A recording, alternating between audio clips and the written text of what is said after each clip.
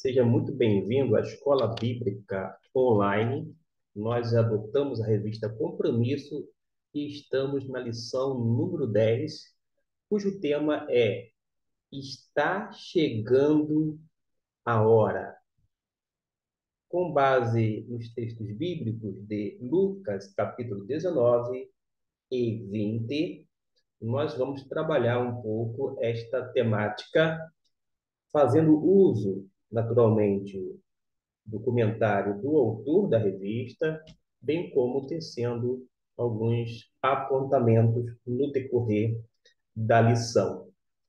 Nós temos um texto de ouro, que a gente chama de texto áureo, que se encontra em Lucas 19, versículo 10.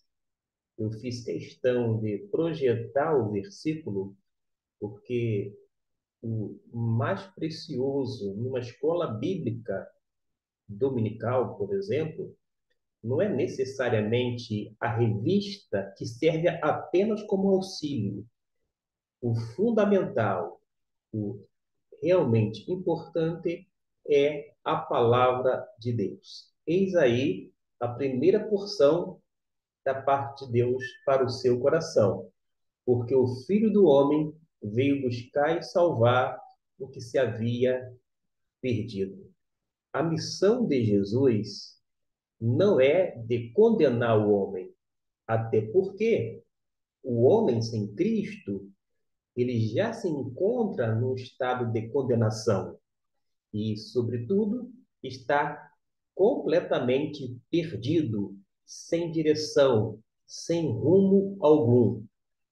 Agora, a missão de Jesus é justamente buscar, em outra versão, procurar Deus, através da pessoa bendita de Cristo Jesus, toma a iniciativa no tocante à salvação do homem e procura-o e salva-o à medida que este responde positivamente através da fé e mediante o arrependimento. É isto que nós observamos na palavra de Deus. Nós vamos adentrar no primeiro tópico da revista, que tem como tema redefinindo o conceito de riqueza. De antemão, eu não sei qual é o seu conceito de riqueza. Se é um conceito altamente bíblico ou completamente mundano. Mas o importante é que você passe a pensar a partir das Escrituras Sagradas. Eis mais uma das razões de projetar, uma vez mais, o texto bíblico da parte de Deus. Lucas 19, versículo 8. O que nos diz esse versículo? E levantando-se Zaqueu, disse ao Senhor: Senhor, eis que eu dou aos pobres metade dos meus bens, e se em alguma coisa tenho defraudado alguém, o restituo quadruplicado.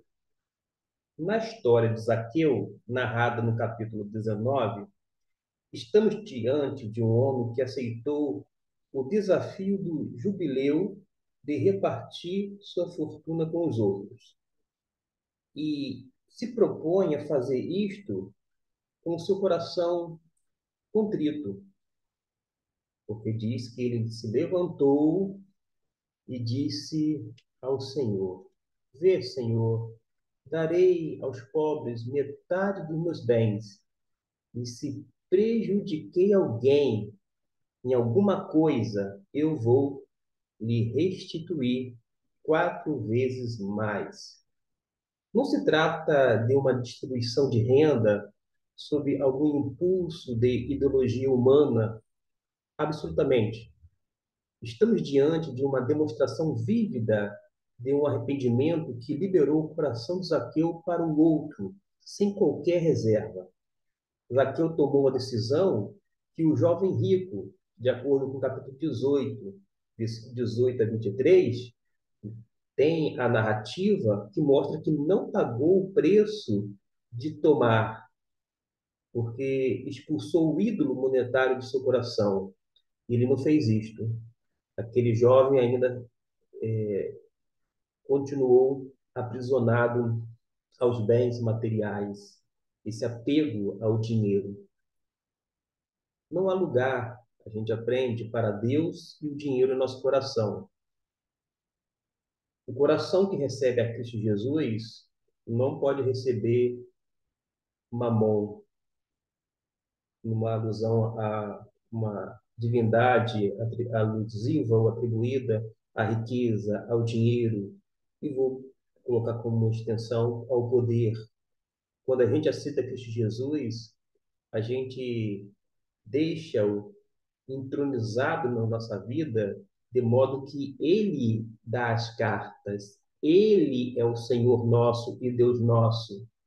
É justamente Jesus que vai ditar as normas mediante os seus ensinos e que requer da nossa parte, como súditos dele, a aplicação da palavra de Deus. Lucas, no capítulo 16, versículo 13, diz assim: nenhum servo pode servir a dois senhores, pois odiará um e amará o outro, ou se dedicará a um e desprezará o outro. Não pode servir a Deus e às riquezas. Aqui, a Mamon. E certo comentarista diz que Mamon é um vocábulo de origem semítica, ausente na Bíblia hebraica, mas cujo uso se estende na época do Novo Testamento. É verdade que a etimologia da palavra é incerta, porém, bem poderia ser a mesma que a nossa palavra amém. Em que sentido? Algo no qual alguém tem confiança, com o qual pode contar. E como os humanos contam com o dinheiro, a palavra passou a designar os bens materiais, seguindo a atitude crítica de diversas correntes cristãs primitivas frente ao dinheiro. Este termo, mamon, se emprega de maneira negativa no Antigo Testamento, digo, no Novo Testamento. O que temos aqui é uma redefinição do valor da riqueza. O que nós aprendemos? Quem segue Jesus rompe com a escravidão ao dinheiro e sabe que, na verdade, deve-se seguir aquilo que é essencial na vida, a saber, a nossa confiança irrestrita no Senhor Jesus. No próximo tópico, um choro incontido por Jerusalém. Por isso, imbuído desse espírito de libertação aos pobres e oprimidos pelas forças malignas que influenciam uma sociedade perversa, Lucas registra duas vezes que Jesus só tem um foco. Está no versículo 11 e no versículo 28 de Lucas, capítulo 19. E qual é o foco de Jesus conforme a narrativa de Lucas? Somente um: Jerusalém. Jesus chega a Jerusalém e logo é rejeitado. Seu coração se condói. Incrível é a gente pensar no amor que Jesus tem pelo seu povo. Note que há um choro incontido pelos cidadãos da cidade de Jerusalém. O rei do jubileu, ele quer repartir o seu coração para todos os homens. Ele está chegando e, consequentemente, o ano aceitável do Senhor deveria também ser recebido de uma forma alegre, triunfal pelos moradores de Jerusalém. Acontece que a gente precisa rememorar o chamado Manifesto de Nazaré. É este aqui que encontra-se em Lucas 4, versículo 17 e 21. E foi-lhe dado o livro do profeta Isaías, e quando abriu o livro, achou o lugar em que estava escrito: o Espírito do Senhor é sobre mim, pois que me ungiu para evangelizar os pobres, enviou-me a curar os quebrantados de coração, a pregar liberdade aos cativos e restauração da vista aos cegos, a pôr em liberdade os oprimidos, a anunciar o ano aceitável do Senhor. E cerrando, isto é, fechando o livro e tornando-o a dar ao ministro, assentou-se e os olhos de todos na sinagoga estavam fitos nele, em Jesus. Então começou a dizer-lhes: Hoje se cumpriu esta escritura em vossos ouvidos. Um comentarista nos explica dizendo o seguinte: Jesus, porém, não apenas ensinou o significado do jubileu como lei e promessa, a sua mensagem foi um toque de trombeta. Hoje se cumpriu a escritura que ouvistes. O autor do Evangelho, Lucas, não vê necessidade de dizer mais nada. Deus se valerá das sombras do festival do jubileu. Deus havia prometido o último grande jubileu, quando então ele traria libertação e restauração. O que Jesus diz é que o tempo chegou porque ele chegou. Seus lábios são o toque da trombeta. O ano do favor divino, de sua bênção salvadora, da promessa do seu reino, foi anunciado, não no Monte Sinai, mas em Nazaré, onde Jesus fora criado. Os nazarenos, curiosos, queriam ver milagres. Não sabiam que aquilo que tinham ouvido era um milagre.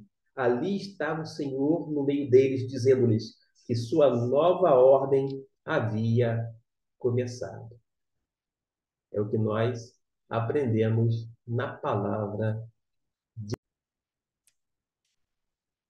Neste tópico, uma antevisão de sua morte, Lucas registra Jesus contando mais uma parábola, uma referência à dos lavradores maus, conforme o capítulo 20, versículo 9 até 18. E nela, uma mensagem está em evidência. Qual é? Os homens irão matar o filho amado do Senhor da vinha. Esse dia estava, digamos, bem próximo. Daí Jesus aproveita para deixar um recado claro, tendo como base Jerusalém. É justamente estes dois versículos que se encontram projetados. Mas ele, olhando para eles, disse: E é isto, pois, que está escrito: A pedra que os edificadores reprovaram, essa foi feita a cabeça da esquina. Qualquer que cair sobre aquela pedra ficará em pedaços, e aquele sobre quem ela cair será feito em pó, ficará reduzido a pó. Em suma, não haverá inocentes nesse dia. A morte do filho amado iria custar uma sentença de acusação contra aquela geração de pecadores e, ao mesmo tempo, serviria de condenação para toda a humanidade. Ninguém seria, digamos assim, indesculpável diante desse ato trágico de amor. Jesus entregando sua vida por nós. O autor colocou aqui entre aspas, o imatável, entre aspas, permitiu-se morrer. O Senhor da glória deixa toda aquela beleza, tudo as coisas envolventes naquele plano superior, assume a forma humana e se entrega, doando-se, dando-se, e ele se permite morrer. Quando fala se permite morrer, é bom que a morte, de uma certa forma, não matou Jesus. Em que sentido? Jesus tem na cruz até o domínio sobre a morte, porque é ele que entrega o seu espírito. E a partir do momento que ele entrega o seu espírito, ele morre. na cruz do Calvário. Morreu? Morreu. Mas não foi a cruz que matou Jesus. Ele morre na cruz porque ele se entrega, ele se doa. É isso que a gente compreende quando a gente lê os escritos a respeito da crucificação. Um outro tópico que sempre é abordado nesta lição e no decorrer do trimestre também é aquela expressão para guardar no coração. A gente vai destacar duas coisas aqui. A parte que está à sua esquerda, nós vamos fazer a leitura. Jesus inaugurou um tempo em que os valores monetários são sobrepujados pelos valores humanos. Como o autor gostava de repetir, as coisas estão de ponta cabeça. E por isso Jesus reafirma a sua ação no texto bíblico, lá de Lucas 9 e 10. Disse-lhes Jesus: Hoje a salvação chegou a esta casa, pois este homem também é filho de Abraão, porque o Filho do Homem veio buscar e salvar o que se havia perdido. Já esse aspecto segundo aqui, o amor de Deus ou de Jesus pela humanidade caída levou as lágrimas em vários momentos do seu ministério. Alguém já disse acertadamente que não há nenhum texto nas Escrituras que registra Jesus rindo, mas há três em especial que o apontam chorando. O primeiro, na morte do seu amigo Lázaro, conforme João 11:35, quando ele sobe e lamenta sobre Jerusalém, Lucas 13:34, e agora quando ele chora ao condenar Jerusalém, Lucas 19:41. Agora eu vou abrir um parênteses aqui. De fato, não há nenhum texto na Escritura que registre Jesus rindo, mas tem algumas situações que é, vou dizer assim, possível, vou dizer assim, entre aspas, visualizar Jesus com um sorriso nos lábios. É impossível que ele, no meio daquelas crianças, em algum momento não tenha esboçado um sorriso. Quem é que não esboça um sorriso quando se depara com crianças brincando para lá e para cá, correndo, e aquelas, no caso do contexto bíblico, querendo se aproximar de Jesus, Jesus diz assim: Olha, não as impeçais, porque os tais das crianças pertencem. Né? O reino dos céus, o reino do céu pertencem a elas e elas pertencem ao reino. E mostra a partir das atitudes simples, humildes, etc. e tal, que os cidadãos do reino deveriam ser como crianças, ou seja, tendo alguns elementos característicos daquelas crianças.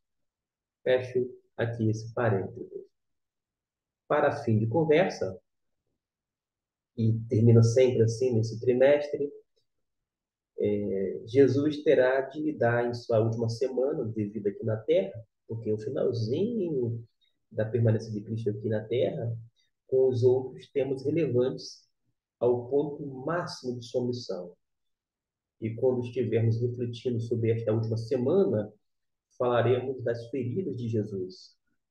Pedro nos estimula a sofrermos as nossas aflições com paciência, justamente porque por meio delas obtemos identificação com Cristo. Em outras palavras, a dor nos aproxima de Jesus. Naturalmente que Jesus vem em nossa direção, tomando a iniciativa em amor, mas foi esta colocação do autor da revista, conforme está registrado na página de número 50. E ele termina justamente aqui, ó, 1 Pedro 2:21. Porque para isto sois chamados, pois também Cristo padeceu por nós, deixando-nos o exemplo, para que sigais as suas pisadas. Deus abençoe grandemente você que me acompanhou até aqui. Esperamos em Deus continuar na próxima com O Rei Está Vindo, lição de número 11. E você pode continuar a contribuir com esse espaço de reflexão bíblico-teológica. Você pode, por exemplo, deixar sugestão de temas, de assuntos bíblicos para serem trabalhados nos vídeos, não necessariamente na parte da EBD, Escola Bíblica Dominical, essa EBD online que eu tenho feito aqui já durante 2 trimestres, mas oferecendo dicas, sugestões de textos bíblicos, assuntos, para que no tempo hábil a gente venha, de alguma forma, dar uma resposta, mas ao mesmo tempo oferecer uma contribuição para cada um de vocês. Deus abençoe cada um e até a próxima lição.